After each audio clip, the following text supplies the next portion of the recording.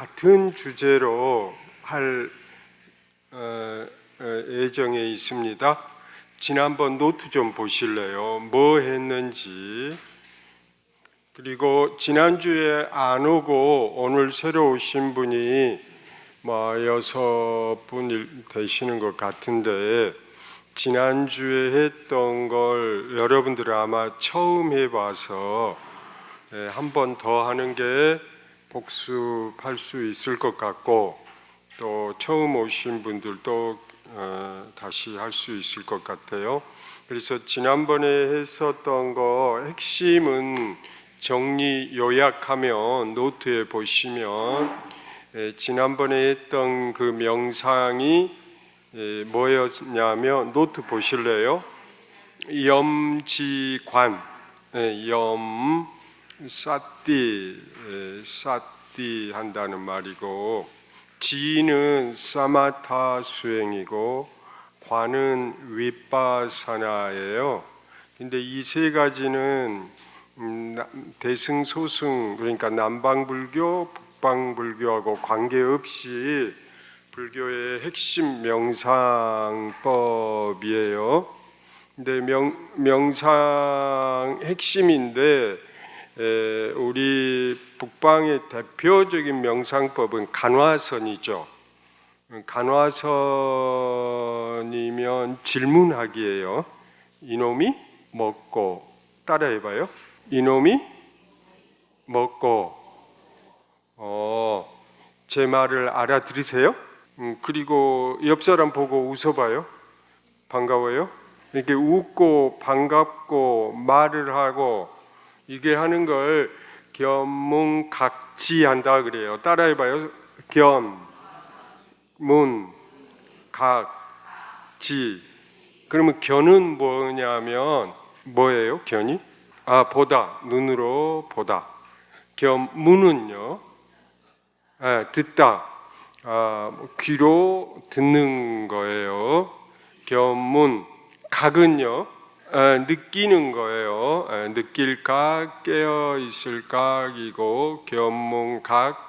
지는요, 알다 이런 뜻이에요. 견문각지. 그러면 옆 사람 보고 인사하면 그게 뭐예요? 견문각지가 되죠. 옆 사람을 눈으로 보고, 그 다음에 뭐예요? 귀로 듣고 느끼고. 이분이 나랑 같이 공부한 동반이구나. 알고 다시 인사해봐요. 안녕하세요. 그렇게 하는 걸 뭐라고 그런다? 뭐라고요? 견문각지. 견문각지 하는 이놈이 뭐죠? 이게 이목고예요. 뭐라고요? 이목고. 이게 수신결에 나와요. 송광사를 창건하신 보조 진율국사에 어디에 나온다고요? 수심결. 수심결이 무슨 뜻인 줄 아세요? 마음을 닦는 비결. 오케이. 광운함에서 마음 닦는 비결 영문으로 책 내셨는데? 그렇죠. 맞아요. 그래서 이 수심결인데 마음 닦는 비결. 수자는 닦다는 뜻이고 심은 뭐예요? 마음. 결은 비결을 뜻해요. 그래서 마음 닦는 비결. 그래서 여볼래요? 견. 그 다음에 뭐라고요? 문. 그 다음에 각. 제가 약자로 쓰는 거예요. 그 다음에 지. 이렇게 되죠. 견, 문, 각, 지. 뭐라고요? 그림이 안 보여요? 이름은 보이시나요? 이게 안 보여요? 그러면 안 보이면 옆 사람 보면서 하세요. 그냥.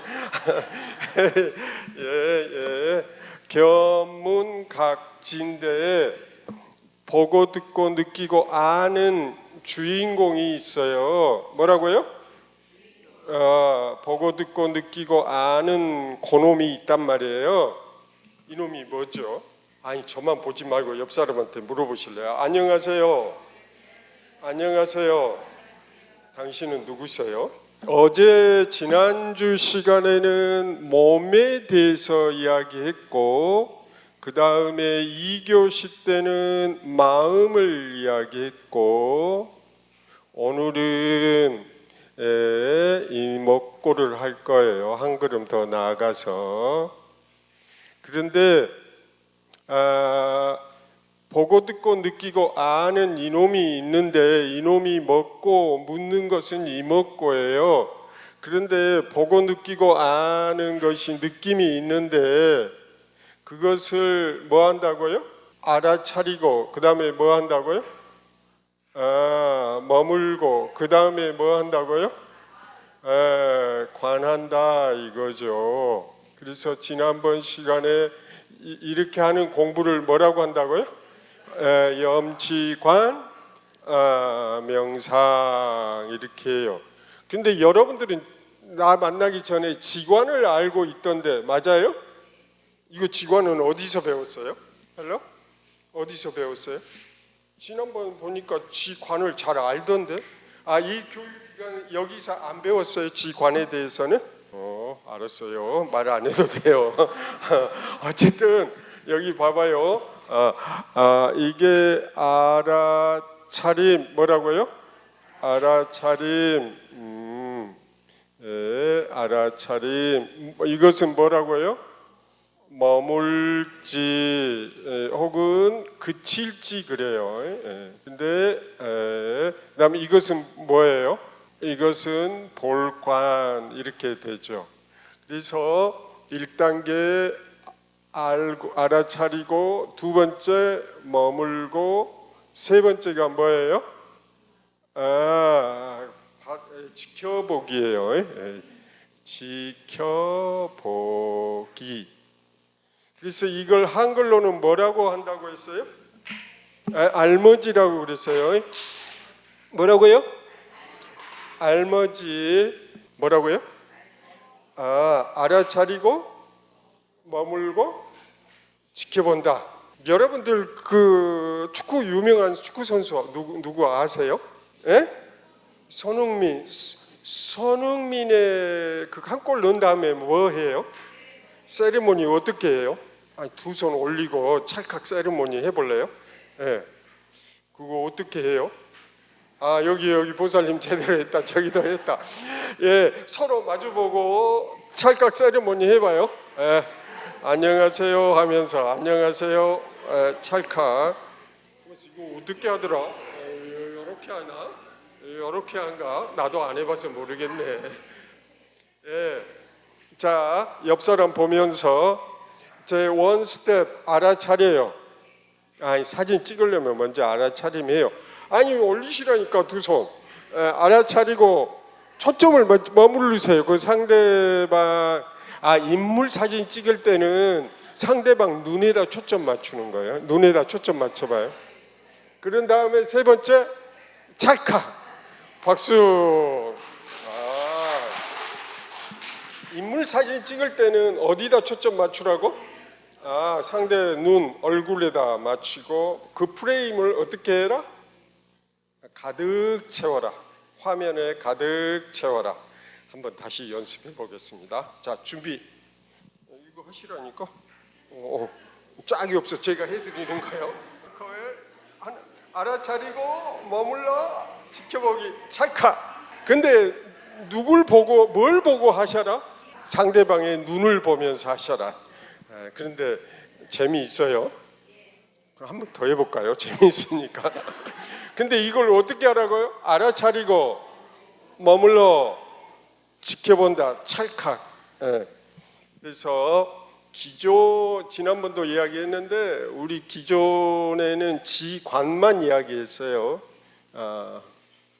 초기 불교에서도 지관, 기신론에서도 지관, 유식불교에서도 지관, 화엄불교에서도 지관을 많이 해왔어요. 그런데 인경스님은 뭐라고 이야기한다? 염지관을 이야기한다. 지관이 되려면 먼저 포착, 이미지 포착, 상대의 눈에 포착을 해야 되잖아요. 그래서 먼저 포착을 하고 머물러 지켜본다. 오케이, 이해되셨어요? 지난번에 했던 거 복습하고 있어요. 그 다음에 지난번 시간에 뭐 했더라? 기억 안 난가요? 일주일 전이어서. 일어나가지고 상대방 어깨 마사지 했던 거 기억나세요? 오케이, 그거 좋았어요? 다시 한번 해볼래요? 네, 전부 일어나 보세요. 네. 이쪽 줄은 이쪽으로 빠지고 이쪽 줄은 이쪽으로, 자기 왼쪽으로 빠지세요. 이쪽으로 빠지시고 여기 이쪽으로 빠지시고, 앞사람 어깨 잡으세요. 앞사람 어깨 잡으시고, 짝이 없어도 돼요. 앞사람 어깨 주무르시고, 자 주무르세요. 반가워요.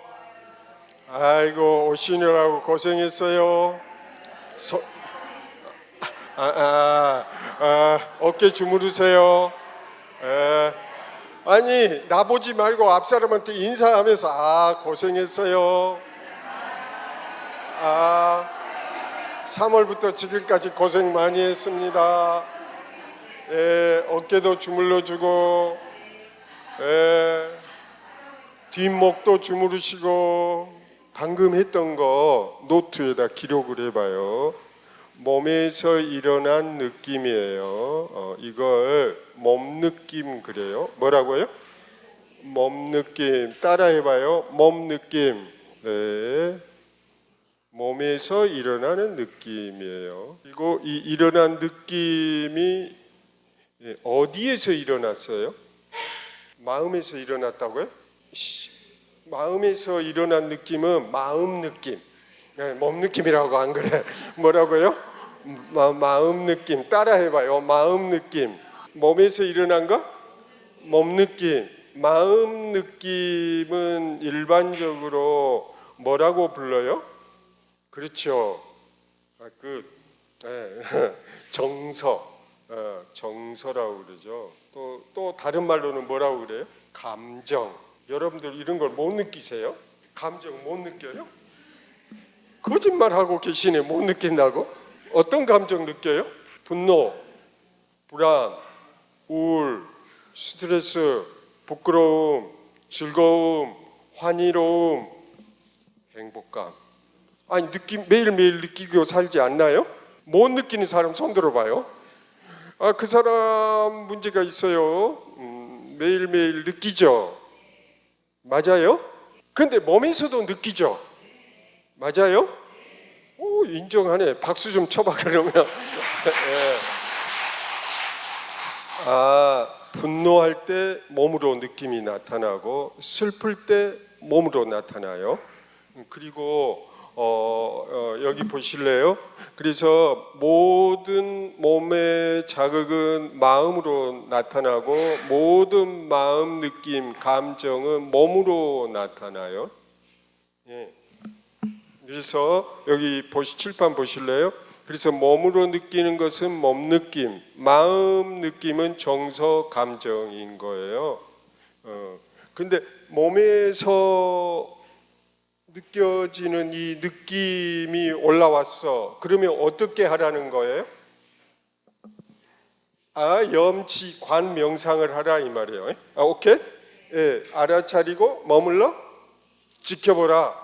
남편한테 화가 나면 어디서 반응해요? 몸 가운데? 어디서 반응해요? 잘 몰라요. 관찰을 한 적이 없기 때문에. 화가 나면 남편한테 뭐예요? 말로 하면서 있죠. 아이한테 화가 나면 어떻게 해요? 말로. 근데 몸이 어디서 느껴요? 잘 안 해봤기 때문에. 여기 보실래요? 그래서 화가 나면 몸으로 나타나고, 슬프면 몸으로 나타나고, 스트레스 받으면 몸으로 나타나는데, 몸 어디서 모르죠. 안 해봤으니까. 여기 봐봐요. 뭐라고요? 어디서 지금 기록하고 있나요? 네, 방금 전에는 어디서 느낌이 왔어요? 이걸 위치라고 그래요. 어느 위치에서. 그 다음에 어떤 종류였어요? 종류는 뭐였어요? 지금 노트 정리하고 있죠. 어떤 종류였어요? 앞에 있는 사람한테만 물어보니까 뒤쪽 라인. 어떤 종류? 묵직함. 위치는 어디예요? 무릎. 종류는 묵직함. 어떤 종류? 가슴이 딱딱해지는 느낌. 아, 가슴이 딱딱해졌어요. 오케이, 오케이. 강도는요? 예, 센 편이죠. 50 정도요. 10 정도. 오케이. 그렇게 썼어요? 지금 쓰세요. 안 쓰고 그러셨고. 거기 가슴의 딱딱함 느낌이 어떤 종류예요? 통증. 그렇군요. 여기 이렇게 써요. 그러면은 어깨라고 쓰세요. 종류는 통증. 세 번째 강도는 어느 정도였어요? 강도 8 정도. 오케이. 어깨 통증인데 평소에도 많이 느끼고 뭐예요? 해도 안 사라지고 더 증폭이 되고 그랬어요? 할 때는 덜 그랬어요? 확실히 뒤에서 꽉 집어줬구만. 오케이. 그래서 좀 나아졌어요? 이완되는 느낌. 다 적었어요? 이게 세 가지를 적어야 돼. 첫 번째 뭘 적으라고? 어디서? 따라해봐요. 어디서? 어디서? 두 번째는 어떤 종류였나? 종류, 통증이냐, 딱딱함이냐, 결림이냐, 수심이냐.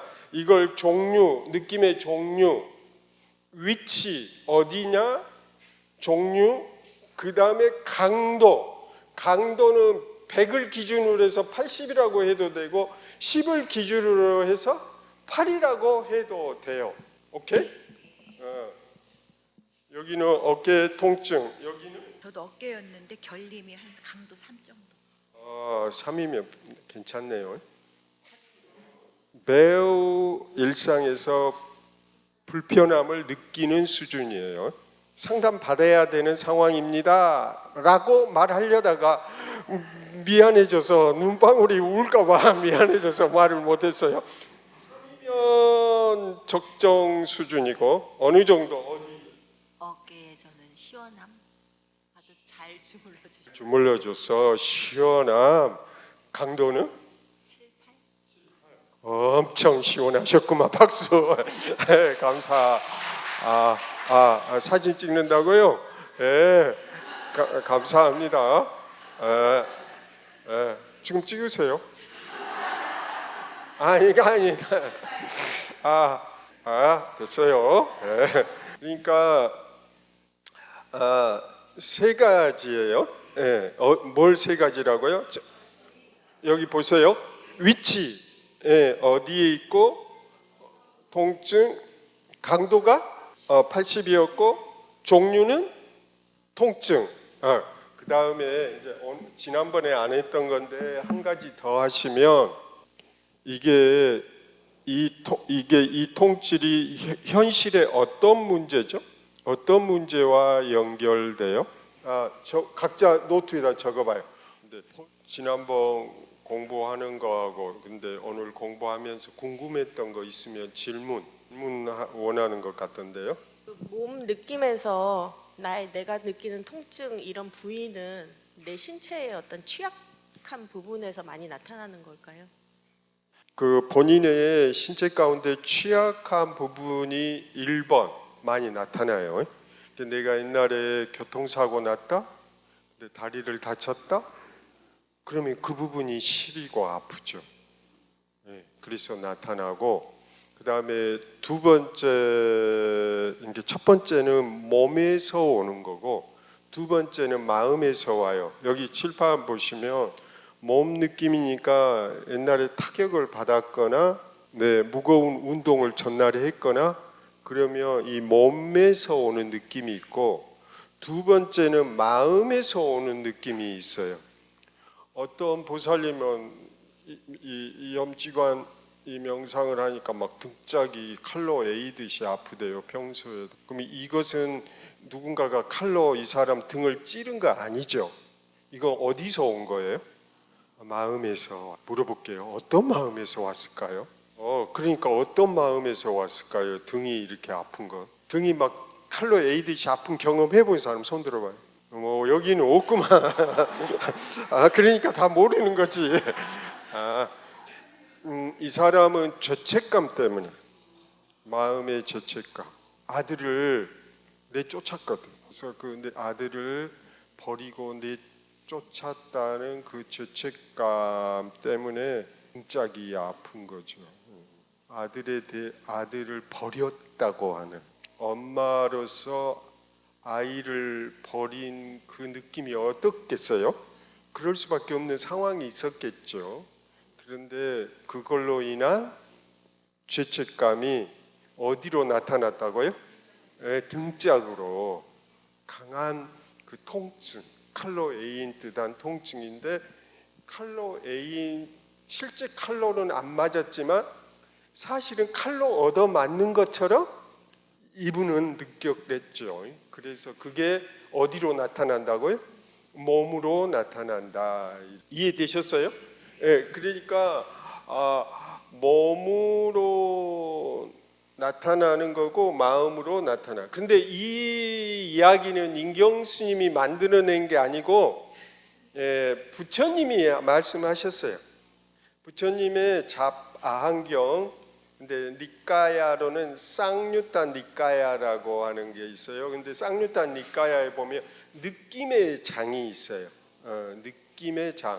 웨다나가 느낌인데 팔리어로 느낌의 장에 있어요. 그 느낌의 장이 있고 이 느낌 관찰이 왜 중요하냐?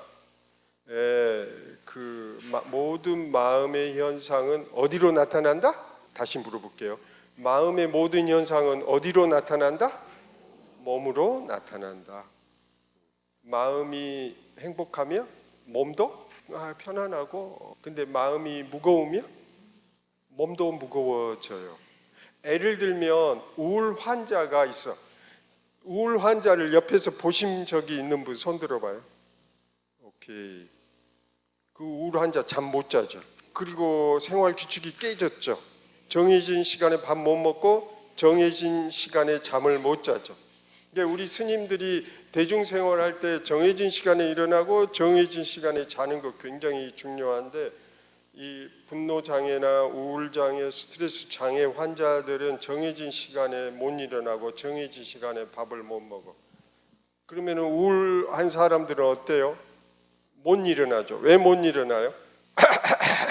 왜 못 일어나요? 네. 거기요. 몸이 천근만근 무거워서 그래. 그는 일어나고 싶어. 그런데 몸이 무거워서 못 일어나는 거야. 그래서 여기 봐봐요. 마음의 우울이 몸으로 나타나는데 천근만근 몸이 무거워지는. 이해되셨어요? 그래서 그러면 회사에서 스트레스 많이 받으시면 여기 미안해요. 그러면 어깨에 통증이 있죠. 이 통증은 마음의 스트레스가 통증으로 나타났다. 이렇게 진단할 수가 있죠. 그러면 두 가지인데 마음의 스트레스를 줄이던가 몸의 통증을 이완시켜 주던가. 그러기 위해서는 내 안에 어떤 게 있는지 분명하게 알려면 알아차리고 머물러 지켜보는 염지관 명상을 해야 된다. 이렇게 이해하시고 5분간 휴식해서 화장실 다녀오세요. 그런데 여기 보살님이 저한테 마음 챙김 이야기를 했어요. 어디 뭐 사찰에 갔더니 머리끝부터 발끝까지 이렇게 느낌을 관찰했다고 했죠. 이걸 바디 스캔이라고 그래요. 뭐라고요? 바디 스캔. 그리고 이거 고엔카 센터에서 개발한 건데 특히 이 고엔카 이분이 그 느낌 관찰을 중시해서 머리로부터 발끝까지 이렇게 느낌 관찰을 해요. 뭘 관찰한다고요? 느낌, 몸 느낌 관찰을 해요. 그런데 우리 국내에 여기 칠판 보시면 여기 보실래요? 여기 사띠가 빨리어예요. 사띠가 빨리어고 범어로는 스무리띠 그래요. 근데 잊지 않고 기억하다, 메모리, 그 다음에 주의를 집중하다는 뜻도 있어요. attention이라고도 하고 awareness. 그래서 자각하다 이런 뜻도 있고, 또 많이 쓰는 용어가 mindfulness. 여기 보실래요? 그래서 mindfulness. 그런데 이 사띠를 마음 챙김으로 번역하는 사람들이 있어요. 특히 심리학계 쪽에서는 많아요. 여러분들도 마음 챙김이라는 용어를 들어보신 분 손 들어봐요. Hello, 마음 챙김 들어보신 분 내리세요. 오늘부로 그건 잘못된 번역어다. 오케이, 이해되셨어요? 예, 그 이유를 설명해 드릴게요. 마음 챙김은 뭐라고요? 잘못된 번역어다. 왜 그러냐? 네.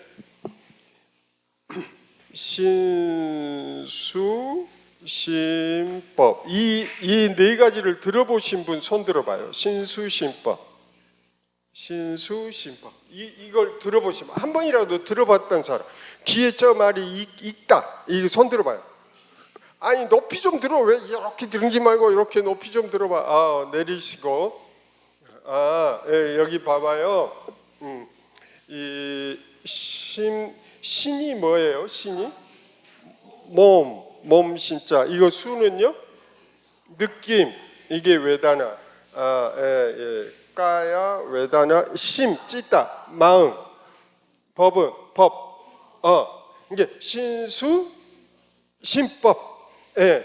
근데 이게 어디에 있냐면은 염처경에 나오는 용어예요. 사티파타나 마하사티파타나인데 염처경에 나와요. 근데 이 염처경은 남방 불교의 핵심 소위 경전이에요. 우리 북방의 소위 경전은 금강경, 반야신경, 화엄경, 유식 경전들이죠. 그런데 여기 여러분들이 남방 불교가 이렇게 들어왔어요. 우리 국내에. 오케이? 이해되셨어요? 그러면 남방 용어인 이 사띠라는 말을 어떻게 번역할 건가? 이게 이제 문제가 됐어요. 오케이? 이해되셨어요? 근데 원래 이 사띠라는 말은 그 염지관 할 때 염인 거죠. 근데 이건 이미 신라 시대 때 들어와 있었어요. 근데 해방 이후에 남방에서 들어왔어요. 남방이면 어디예요? 태국, 또 미얀마, 버마, 이번에 문제가 된 캄보디아, 이런 나라들을 우리들은 남방 불교 문화권. 우리는 무슨 문화권이에요? 북방. 우리는 중국. 우리는 대승불교. 따라해봐요. 대승불교.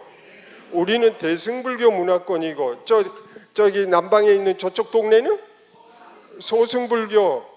근데 그 사람들은 소승불교를 싫어하죠. 뭐라고 이야기해요? 남방불교.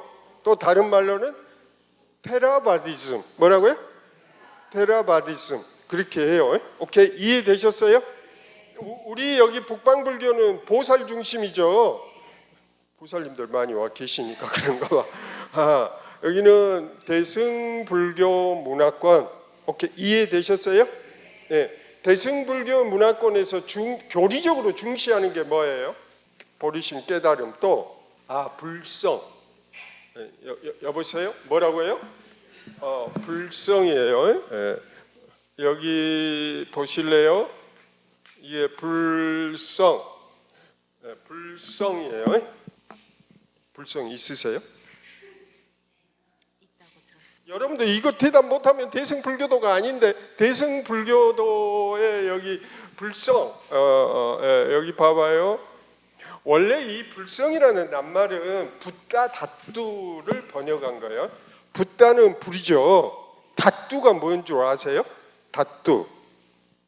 처음 들어봤어요. 이거 범어예요. 다뚜가 뭐냐면 사람이 죽으면 화장하죠. 화장하면 남겨진 게 뭐예요? 또 살이, 뼈 조각, 살이라고 그러죠. 부처님을 돌아가셨고 화장하고 부처님 뼈가 나왔는데 뭐가 나왔어요? 살이가 나왔죠.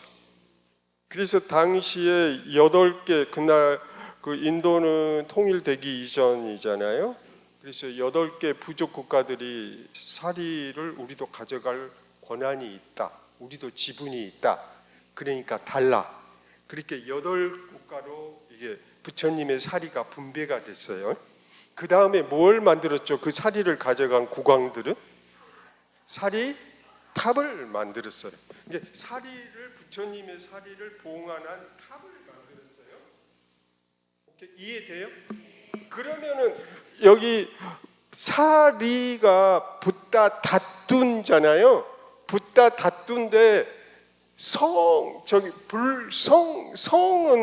이 씨앗이죠. 종자, 씨앗. 그래서 이 성은 성씨, 이씨, 김씨 성인데 부처님의 성씨인 거예요. 무슨 말인지 이해되셨어요? 예, 예. 근데 이게 다툰데 다투는 본질, 근본, 본래의 것 이런 뜻이에요. 그래서 다투를 번역을 할 때 성으로 번역한 거예요. 김씨, 성씨, 성처럼. 그래서 여러분들은 부처님의 뭘 갖고 있는 거예요? 씨앗을 갖고 있는 거야. 부처님의 씨족인 거지. 아이고 큰일 났네. 그걸 인정하세요. 아니 그런데 여러분들은 석씨 부처님의 씨족인 걸 인정하시냐고. 아직 잘 자신감이 없고. 좋아. 여기 불성은 부처님의 씨앗이고 부처님의 살이에요. 부처라는 말은 무슨 뜻이에요? 깨닫는 성품. 따라해봐요. 시작. 깨닫는 씨앗. 그래서 우리 마음속에는 깨닫는 씨앗이 있다는 거예요. 근데 이와 유사한 말이 뭐가 있냐면 오늘은 실습 안 하고 강연이다. 이 교시는 어쩔 수 없다. 저하고 유사한 말이 열애장이라는 말이 있어요. 열애장 들어보셨어요? 들어보신 분 손 들어봐요. 와 박수. 길상사 불교대학 수준 높아요. 좋아요. 제가 인정해 드릴게요. 뭐라고요? 열애장. 열애장이 범어로 무엇인 줄 아세요? 헬로? 열애장 범어로 열애 타다 같아. 그 말은 들어봤죠?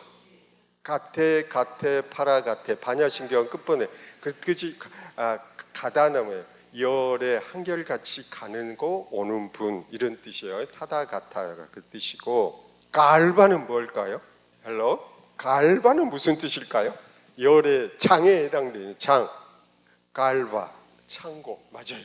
그런데 우리 인체 가운데 창고는 어디죠? 갈바는요 태를 뜻해요. 자궁을 뜻해요. 여성들이 아이를 임신하면 그 아이를 키워내는 보관하는 창고가 뭐예요? 장이죠. 그걸 뭐라고 그래요? 창고. 근데 무슨 창고예요? 생명을 키워내는 아이를 키워내는 태죠. 그걸 갈바라고 해요. 자궁을. 갈바는 부처의 씨앗이 말해요. 그래서 대승불교에서는 여러분들도 깨달음의 씨앗을 가지고 있다. 이해되셨어요? 네. 그걸 가리켜서 뭐라고 그런다? 그러니까 불은 깨닫다. 붓드가 동사예요. 깨닫다. 그리고 붓다 그러면 일마명사 고유명사가 돼서 부처님의 갈바 그 씨앗이 되고 성품이 되는데 그게 누구한테 있다? 나한테 있다. 전부 여러분 아랫배를 만져봐라. 내 안에 뭐가 있다? 불성 씨앗이 있어. 아니 안 만져보신 분은 못 느끼는데 만져보시라니까. 아랫배에 뭐가 있다고? 불성 부처의 씨앗이 있다. 근데 내 몸은 불탑이에요. 그리고 내 안에 뭐가 들어있어요? 사리가 들어있죠. 누구의 사리예요? 부처님의 사리. 그게 불탑이에요. 불탑에 가서 우리가 예배를 하는 것은 그 불탑은 육체인 거고 그 안에 정신이 뭐예요? 살이죠. 이걸 가리켜서 뭐라고 부른다? 불성. 근데 이게 그 왕들이 그걸 가져다가 바깥에다 했어. 사찰 내가 아니고 사찰 밖에다. 근데 나중에 이 불탑을 어디로 옮겨왔어요? 절 안으로. 근데 나중에는 절 안에 있던 걸 어디로 옮겨왔어요? 법당 안으로. 법당 안으로 오니까 뭐가 돼요? 부처님 모셨죠. 이게. 근데 저 부처님이 그 조상은 간다라 지역에서 저렇게 만들기 시작했어요. 간다라 지역은 누구예요? 그리스 누구? 그리스의 그 조각 문화 있죠. 그리스 사람들은 미술 공부할 때 조각 그리지 않나요? 데생 그리죠.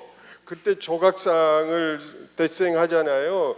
그 문화가 그리스인데 그리스가 그 북인도를 정벌 하고 그 지금 오늘날 인도 위에 있는 파키스탄 있죠. 거기가 간다라 지역이에요. 그래서 그 지역에서 이 불상을 저기 그리스 그 조각 만드는 거하고 부처님 불교 사상이 결합을 해서 만든 게 불상이에요. 그래서 저 불상은 뭐라고요? 처음에는 뭐였다고요? 부처님의 사리, 그리고 그 사리를 불탑에 모셨다가 나중에 이걸 어디로 옮겨왔다고? 법당으로 모셨어요. 근데 이것은 외형적인 거고 실질적인 불성은 어디에 있는 거예요? 네, 여기 아랫배 만져보라니까. 아이, 네, 원참. 예. 원래는 가을바가 태라는 뜻이라니까요. 남성들도 있어요, 태가. 그런데 그러면 불성이 무엇이냐? 옆 사람한테 안녕하세요 해보세요. 시작. 그거 견이죠. 예, 옆 사람한테 느껴봐요. 안녕하세요. 지, 견문, 각지. 다시 물어보세요. 시작. 듣고, 보고, 느끼고, 아는 거. 그게 불성이에요. 못 믿겠어요? 옆 사람한테 물어보세요. 안녕하세요. 안녕하세요. 그리고 두 손을 마주 해봐요. 느끼죠. 보고, 손바닥으로 느끼고, 알죠. 그러면 견문각지 아는 이놈이 불성인 거예요. 와, 박수. 못 믿겠어요? 인경스님이 불성이라니까. 그러면 이제 지금부터 그렇게 알고 계시면 돼. 이해됐어요? 이건 제가 하는 말이 아니고 누가 한 말이라고? 수심결의 보조국사께서 수심결에서 하신 말씀. 길상사가 어디 소속이에요? 송강산 누가 지었어요? 진울 그 국사님께서 뭐라고 말씀하셨다고? 땅에 넘어진 사람은 땅을 짚고 일어나라. 권수정의 결사문에서 서문에서 한 이야기예요. 땅이 뭐예요? 말은 잘하시네 우리 광원엄마 보살님. 땅이 어디냐고. 땅이 노트에다 적어볼래요? 땅에 넘어진 사람은 땅을 딛고 일어나라. 이때 땅이란 어디인가 적어봐요. 여러분들 오늘 인경스님 잘못 만나가지고 혼나네. 자, 노트에다 적어봐요. 처음에는 사람마다 땅이 다를 수 있죠. 그게 자기 가족일 수도 있고 자기 직장일 수도 있고 친구 관계도 있을 수 있고. 근데 인경스님이 말하는 땅은 어딜까요? 견문각지가 땅이에요. 보고 듣고 느끼고 아는 그곳에서 무너졌으면 보고 듣고 아고 아는 보고 듣고 느끼고 아는 지금 이곳에서 일어나라. 왜냐하면 지금 이곳이 불성의 작용의 현상이니까, 현재니까. 여기 아까 적었잖아요. 그래서 불성은 그러면은 자꾸 불성을 잊어버려요 사람들이. 그러면 어떻게 해야 돼요? 자꾸 잊어버려 불성을. 이놈이 먹고. 따라해봐요. 시작.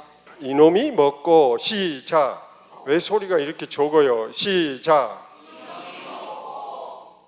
그러면 보고 듣고 느끼고 아는 지금 여기로 돌아오죠. 자꾸 마음이 딴 데로 가 있다가 이놈이 먹고, 그러면 보고 듣고 느끼는 지금 이곳 불성 자리로 되돌아오는 거예요. 그러니까 이 먹고를 하셔야 돼. 그래야 우리는 어디에 도달하는 거예요? 불성에 도달하는 거예요. 불성에 개합을 하고 불성을 체험하고 불성을 느끼려면 어떻게 하라? 이 먹고. 근데 보고 듣고 느끼고 아는 게 불성이거든. 그러니까 지금 여기가 땅이에요. 땅에서 넘어진 사람은 땅에서 일어나라. 어떻게 일어나요? 이 먹고 하면서 일어나는 거죠. 다시 해봐요. 시작. 그렇죠, 그렇죠. 색상을 치면서 이 먹고 그러면서 일어서라니까. 이 먹고 이해되셨어요? 그래서 옛날 스님들은 이걸 화두를 챙겨라 그랬어요. 뭐라고요? 그러면 어디에 도달할 수 있다? 불성에 도달할 수 있다. 불성은 어디에 있다? 내 아랫배 태에 있다. 그러니까 이 아랫배에 힘을 주고 딱 바닥을 치면서 이 먹고 그러면서 일어서라.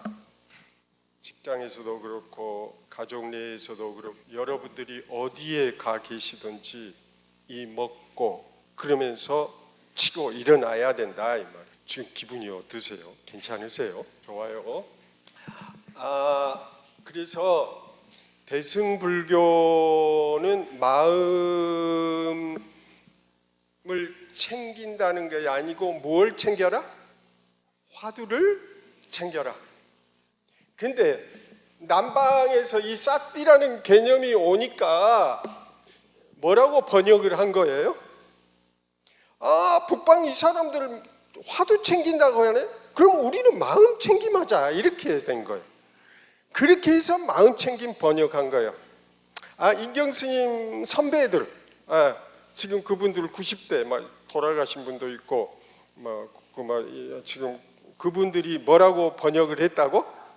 화두 챙김이 있으니까 그와 비슷하게 마음 챙김으로 하자. 뭘? 사띠라는 개념을 그래서 마음 챙김으로 한 거예요. 그런데 이제 문제가 있어. 여기에 이제 문제가 있어요. 어떤 문제가 있냐면 대승불교하고 결정적 차이점이 있어. 근데 그 차이점을 무시하고 화두 챙김이라는 낱말을 비슷하게 갖다 써서 마음 챙김으로 그러면 심각한 문제가 돼요. 어떤 문제가 되냐면 마음이 뭐지? 이 화두는 구체적이죠. 이 먹고 화두는 구체적인데 마음 챙긴다고? 마음이 뭐예요? 마음을 내놔봐. 챙기려면 마음을 내놔봐야 되잖아. 맞아요?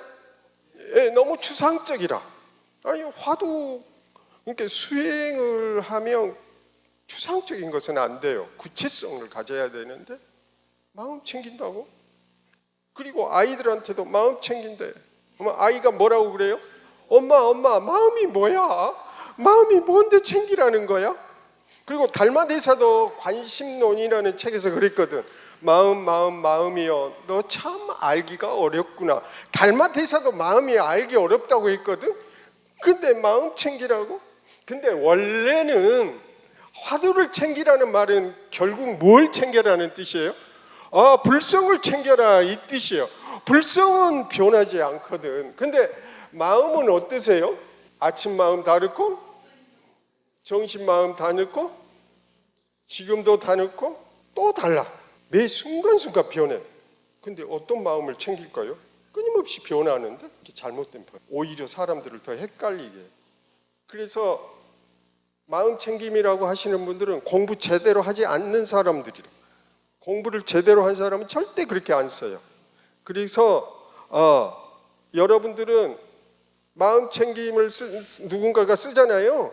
그러면 뭐라고 질문을 해라? 어떤 마음을 챙길 건데요? 따라 해봐요. 시작.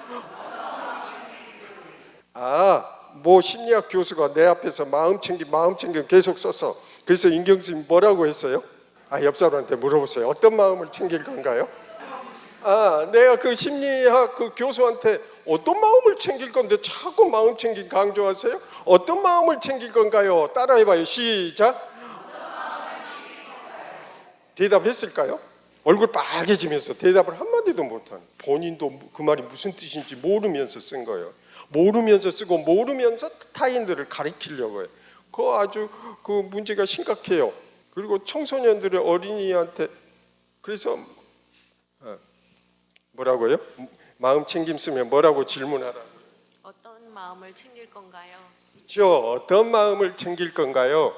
이놈이 먹고 원래 화두 챙김이 왔기 때문에 마음 챙김 쓰신 분한테 어떤 마음을 챙길 건가요? 이게 화두가 되는 거예요. 그래서 마음 챙김 쓰신 분한테는 화두로 질문을 해주면 그 사람들 꼼짝을 못해. 인경 스님이 이상한 거 가르쳐 주기도 하는데 원래 화두 공부가 이거다. 어떤 마음을 챙길 건가요? 따라해봐요. 시작. 그 다음에 이해되셨어요? 이해되셨나요? 그 다음에 이제 송강사 이야기 그만하고 길상사 이야기 합시다. 길상사는 누가 만들었어요? 법정 스님 무소유 책 읽어봤어요? 오케이. 법정 스님의 법구경 읽어보셨어요? 그 다음에 법정 스님의 숫다니 빠따 강론 읽어보셨어요? 여기서 불교대학에서 나중에 교재로 좀 하세요.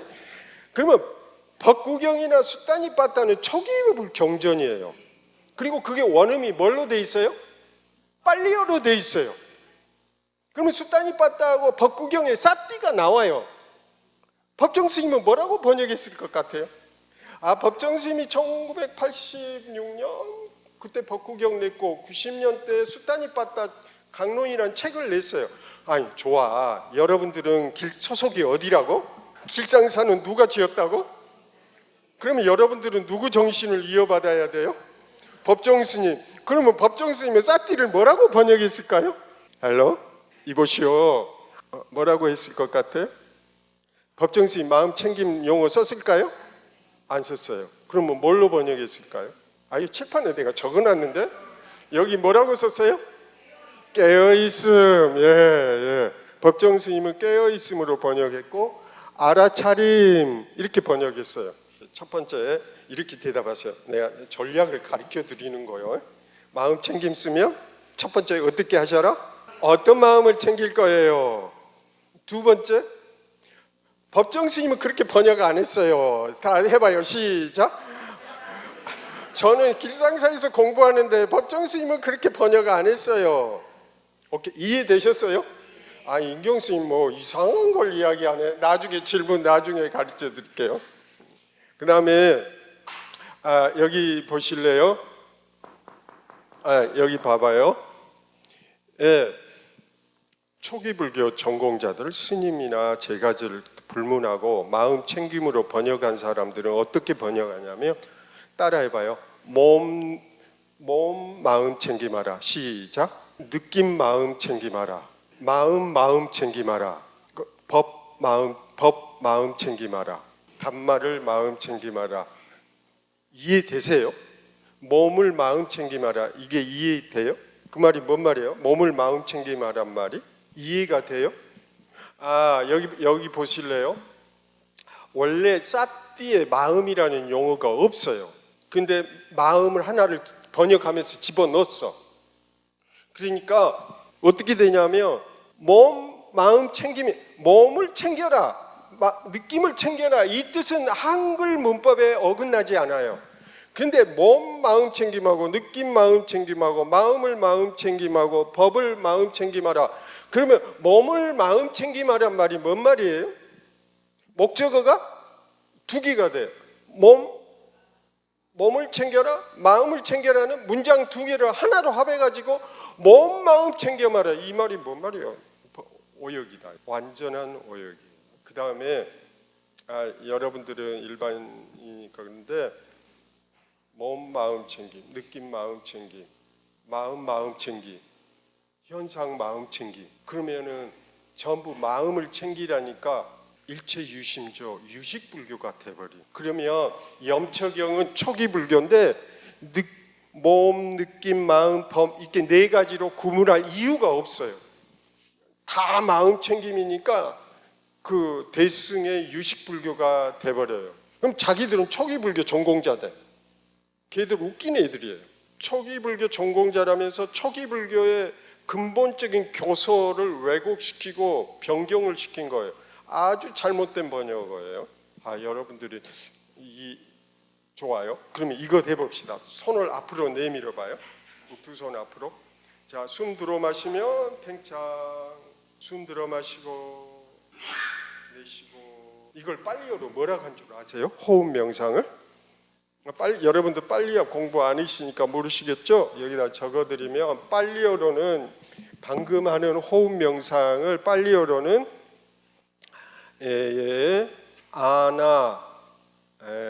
아나빠나 사띠 이렇게 적어요. 아나빠나 사띠 따라 해볼래요? 아나빠나 사띠. 아빠나 사띠 빠르게 발음하면 이렇게도 해요. 근데 안반 수의경이라는 경이 있는데 음역으로 아나빠나를 안반 수의경 이렇게 번역을 했어요.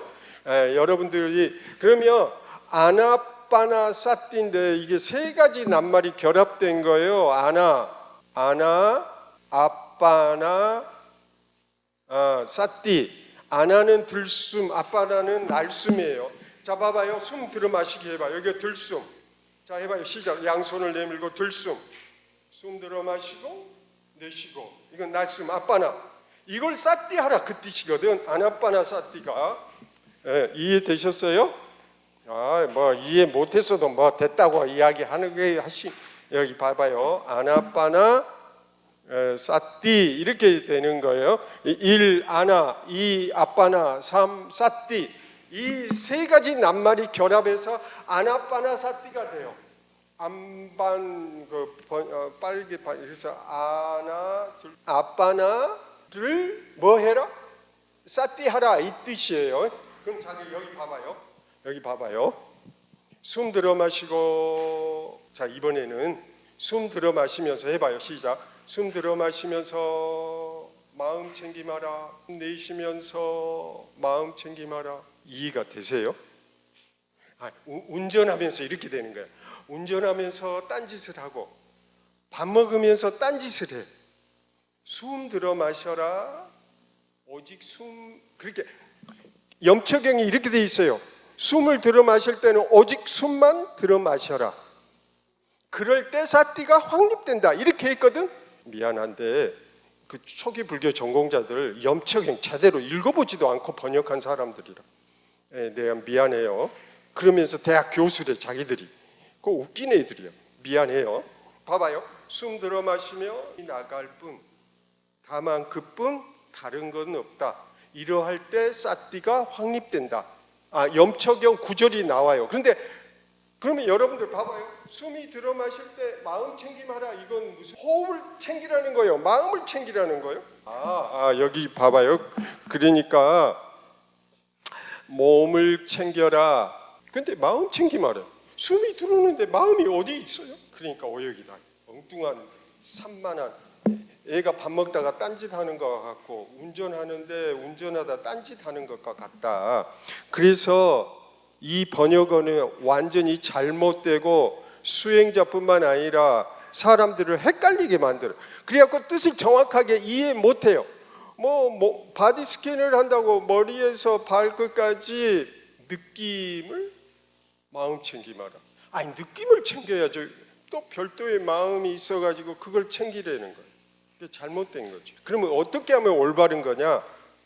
자기 다시 해봐요. 자, 앞손으로 내밀고 숨 들어 마시고 숨이 들어오고 숨이 나가는 걸 알죠? 이럴 때 화두를 챙기라는 말은 무슨 말이냐면 숨 들어 마시고 숨이 들어오는 걸 알고 숨이 나가는 아는 이놈이 먹고 이러면 맞죠? 이건 문법에 틀린 게 아니죠. 근데 이걸 갖다가 사띠에다 적용해버리니까 어떻게 되는 거예요? 숨 들어올 때 마음 챙김하라. 숨을 챙길 거예요. 마음을 챙길 거예요. 근데 염초경에서는 숨이 들어올 때 다만 숨이 있어야 되고 그러는 한에서 사띠와 선정과 지혜가 개발된다. 이렇게 이야기해요. 그러니까 부처님의 가르침을 왜곡시킨 거예요. 자기들이 전공자라고 하면서 불교의 그 근본 교소를 왜곡시키고 있다. 이제 인경 스님이 이렇게 보는 거예요. 그래서 헬로 마음 챙김은 어떻다고? 잘못된 번역어다. 저 용어를 누군가가 쓰면 어떻게 물어봐라? 어떤 마음을 챙길 거냐? 당신은 마음 챙김 한다는데 어떤 마음을 챙길 거냐? 법정 스님의 무소유인데 뭔가를 챙긴다? 그건 소유한다는 거거든. 법정 스님의 뜻과는 어긋나는 거예요. 마음을 챙기래. 금강경에 과거신 불가득, 현자성 불가득. 어떤 마음을 없는데 어떤 마음을 챙길게? 그러니까 교리상 잘못된 번역어다 이거. 숨이 들어오면 들어온 걸 알아차리마라. 숨이 들어오면 숨이 들어온다고 알아차려라. 이게 정확한 번역어고, 숨이 들어오면 숨이 들어온 것에 깨어 있어라. 이 법정 스님의 번역이 정확한 번역어다 이 말이야. 숨이 들어오면 깨어 있어라. 숨이 들어오면 알아차림해라. 그런데 숨이 들어오면 마음을 챙겨라. 아니 마음을 챙겨? 호흡을 챙겨야죠. 왜 또 엉뚱한 마음이요? ADHD 뭐라고 그래요? 주의력 결핍, 과잉 행동 장애들의 번역어예요. 그리고 불교의 초기 경전의 고유한 초기 경전의 수행을 왜곡시키고 교서를 붕괴시키고 있어. 그래서 인경 스님은 그걸 오역이다. 인경 스님도 90년대 초반에 우리 선배들이 마음 챙김 썼거든. 그래서 저도 처음에는 그 했는데 95년 이후로 이 번역어 이거 우리 불교를 아주 왜곡시키고 명상을 잘못 전달하고 있는 용어다. 그래서 저는 이제 뭐 한 거예요? 돌변했죠. 그래서 비파 마음 챙김을 정확한 번역어가 아니라고 이야기하고 있는 이유가 거기에 있습니다. 그러면 저기 보살님 질문 손 들었는데 질문해 주실래요? 뭐예요? 궁금한 게, 그러면 법정 스님께서 말씀하신 그 관한다라는 그 말씀하신 게, 그러면은 마음이라는 게 어딨냐고 하셨는데, 그러면 관한다라는 게 그러면은 법정 스님께서 말씀하신 관한다는 그 내가 지금 껴있는 상태를 알아차린다라는 의미인 건지, 그 다음에 그러면은 아까 말씀하신 달마께서 마음을 관한다, 그 관과는 어떤 차이가 있는지 궁금합니다. 질문 내용이 본인도 그러신 것 같은데 어쨌든 질문 잘했어요. 박수. 여러분들 불교 공부할 때 멀리 가지 말고 항상 어디? 지금 여기. 견문각지하는 지금 여기가 부처님이 출현한 장소고 이곳이 불성의 자리라는 거. 그리고 이걸 잊어버리면 헷갈리기 시작해요. 그래서 이놈이 먹고 질문해서 항상 어디로 돌아오라? 지금 이곳으로 돌아오라. 제가 거듭 강조하고 싶은, 여러분이 불자라며 이 먹고 해서 지금 이곳으로 돌아오세요. 오케이? 명상하다도 딴 생각이 오면은 이놈이 먹고 해서 어디로 돌아오라? 지금 이거 현재로 돌아오라. 그것만이 가장 가치 있어요. 다른 것들은 다 잊어버려도 좋은데 이것만은 잊지 않으시길 부탁드리겠고, 그 다음에 이 관에 가장 이제 중요한 것은 반야신경 매일 하잖아요. 조견 오온 있죠. 따라해봐요. 조견 반야바라밀다 시 조견 오온 개공 도일체 고역 있죠. 이거 다른 구조는 다 잊어버려도 좋은데 반야신경에서 이 대목은 꼭 기억하셔야 돼요. 이게 반야신경의 핵심 눈이라고 그래요. 뭐라고요? 태풍의 눈처럼 핵심 눈이에요. 딴 건 다 잊어버려도 조견, 오온, 개공, 도일체, 고해 이것은 잊지 마셔라. 오온이 뭐예요? 오온을 비추어 보는 게 조견인데 그게 관이에요. 저기 질문하신 분. 그래서 그게 관이에요. 뭘 관하는 거죠? 오온. 오온이 뭐예요? 헬로? 오온이 뭐예요? 노트에다 써볼래요? 오온이 뭐예요? 아니 그러니까 오온이 공하다는데 오온이 뭐냐고. 오온을 알아야 공할 거 아닌가. 에? 뭐라고요?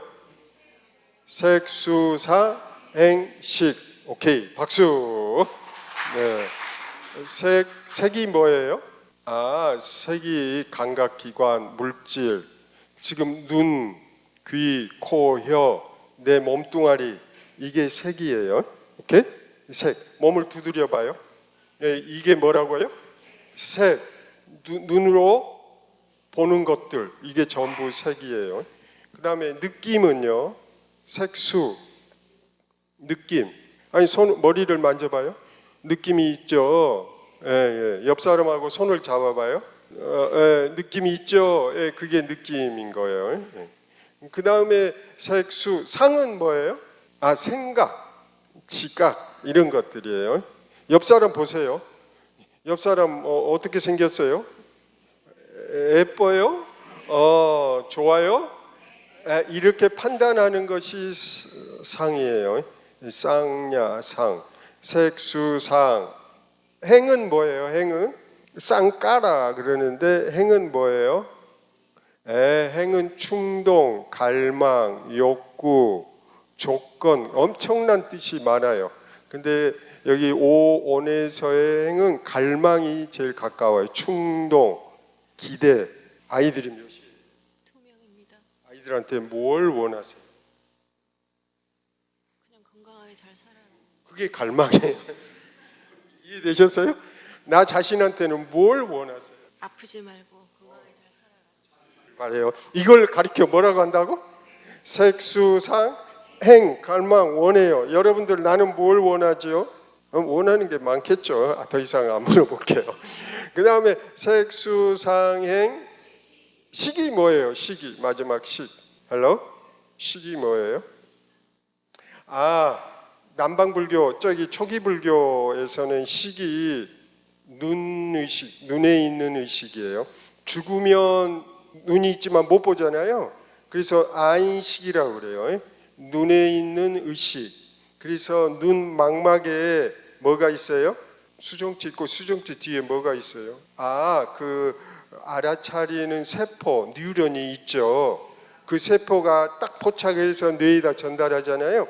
그게 의식이에요. 알아차리는 힘이 있어요. 귀뇌는요?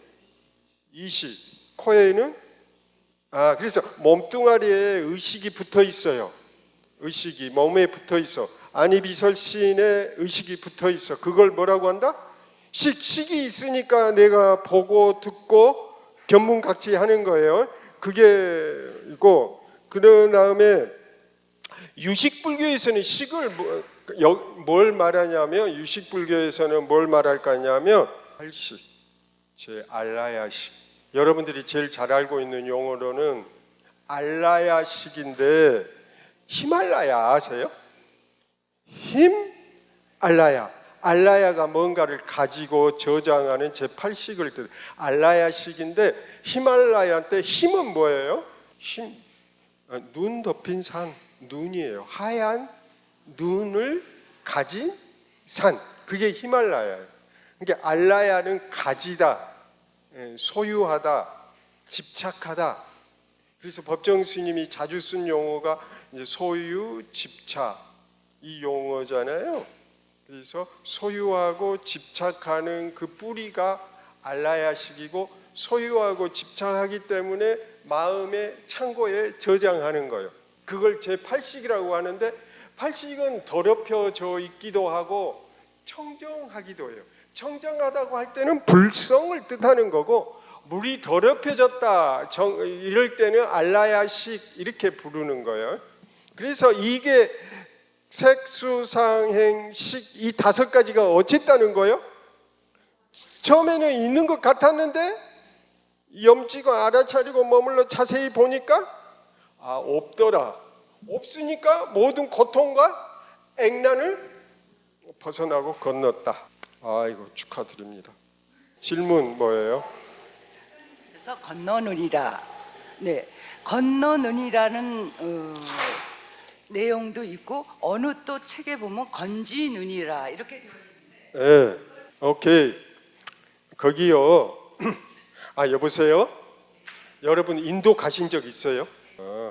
인경 스님은 올 2월에 인도를 다녀왔어요. 부처님이 깨달은 그 보리수 나무 아래 내란자강 그 강둑에 보리수 나무가 서 있고 지금 인경 스님이 서 있는 이 자리가 뭐냐 하면 그 보리수 나무라고 생각하세요. 네. 그러면 부처님이 깨달음을 얻고 이곳에 7일간 머물렀어요. 그 깨달음을, 그 환희와 경이로움을 7일간 느끼셨어요. 오케이? 네. 그런 다음에 7일간 늦고 두 번째 일주일 동안은 그 회랑을 걸었어요. 걷기 명상을 했어요. 며칠간? 7일간. 그리고 3일째 되던 날은 여기 바른 눈이 있는 이 언덕으로 올라오셨어요. 그러니까 여기 보실래요? 여기서 이 공간을 아시면 돼요. 여기서 깨달음을 얻으셨고, 여기서 그 걷기 명상하셨고, 3주째 때 우리 교무 스님이 앉은 자리로 갔어요. 그리고 그곳에서 서서 7일간 계셨대요. 어디를 바라봤을까요? 여기 당신께서 깨달은 나무, 깨달았던 이곳을 바라봤어요. 그러니까 이 자리에서 어디를 본 거예요? 저쪽, 저쪽 당신께서 깨달음을 얻었던 저 자리를 며칠간? 7일간 봤어요. 이해되셨어요? 그러면 여기서부터 저기까지 거리가 20m? 내가 가서 보니까 한 20m나 더 된 것 같아요. 한 50여 m 된 것 같아요. 그런데 어디가 높아요? 저쪽이 더 높죠? 저쪽 언덕이 더 높아요. 이쪽이 언덕이 더 높아. 이쪽이 언덕이. 그러면서 부처님이 뭐라고 말씀하셨냐면, 나는 저 자리에서 모든 번뇌와 고통을 건넜다. 그러니까 이 자리에서 무슨 말인지 이해돼요? 건넜단 말이나 건넜단 말이 뭔 말이에요? 반야바라미를 했다. 그러니까 이쪽 언덕에서 그러니까 이쪽 언덕을 뭐라고 그래요? 차안, 저쪽 피안. 그래서 그 말이 되는 거예요. 이쪽은 차고 저쪽은 피안이 되는 거고, 이쪽에서 봤을 때는 여기가 차안이 되고 저쪽이 피안이 되는 거예요. 이해되셨어요? 그러면 이쪽 언덕은 번뇌로 가득 차고, 저쪽은, 그러니까 여러분들 보세요. 이쪽 언덕은 번뇌로 가득 차 있어. 그러면 저쪽 언덕은 피안이 되죠. 그러면 이쪽 언덕에서 이쪽으로 건너가는 것을 뭐라고 그래요? 그걸 반야바람이라. 지혜에 의해서 바람일은 건너다, 그 뜻이에요. 바라미타인데 완성하다는 뜻도 있고, 바라미타, 미는 건너가다 그 뜻이에요. 가까이 가다, 멀리 이렇게 넘어가다 그 뜻이에요. 그래서 이쪽에서 번뇌의 언덕에서 이쪽으로 넘어가는 것을 피안으로 넘어간다. 그래서 언덕이라는 말이 왜 생겼지? 그랬는데 부처님이 깨달음을 얻은 그 언덕에 그 보리수가 있었고, 저쪽 언덕에 가서 50m, 이쪽이 훨씬 더 높아요. 그리고 여기 엄청난 탑이 세워져 있어. 그래서 저쪽을 보니까 여기가 뭐가 된다고? 피안차안이 그렇게 되는 거예요. 좋아요. 그럼 반야심경에서는 관자재 보살 행심 반야바라밀이 건너가다는 뜻이거든. 그러면 여기서 차안과 피안은 어디예요? 차안과 피안이 어디일까요? 말씀 좀 해보시오. 반야심경에서 거기요. 오온이 뭐라고요? 색수 상행시. 이것은 차안이에요. 이것이 텅 비워버리면 피안으로 넘어가는 거. 다시 이야기할게요. 색수상행시, 이것은 번뇌인 거고 이것은 차안이에요. 그러면 이것이 원래 존재하지 않음을 깨달으면 그 순간 차안이 뭐가 돼버리는 거예요? 개공돼서 피안이 돼. 그러면 내가 선 이 자리는 차안이면서도 피안이 되는 거예요. 기준점은 번뇌가 있느냐 없느냐, 이 차이일 뿐이에요. 깨달은 사람과 중생의 차이는 없어. 같은 자리에 서 있어. 그런데 깨달았느냐 깨달았지 않느냐 차이다. 그러면 어떻게 깨달아요?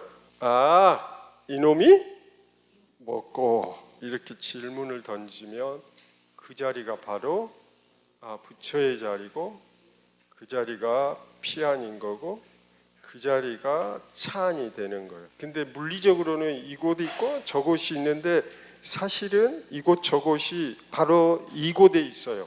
내가 선 자리가. 여러분들이 선 자리가 그대로 부처의 자리인 거고 그 자리가 바로 번뇌의 자리라. 지지고 볶고 그렇게 살잖아요. 그 자리가 번뇌의 자리인데 동시에 지지고 볶은 그 자리가 피안의 자리고 부처의 자리다. 그래서 보조진후국사가 뭐라고 말씀하셨다? 이 자리에 넘어진 자는 바로 그 자리를 딛고 일어나라. 이해되셨나요? 여러분도 그 자리에서 무너졌다면 그 자리에서 일어나시길 바라면서 재미난 가을날 되시기 바라면서 이걸로 마칠게요. 수고하셨습니다.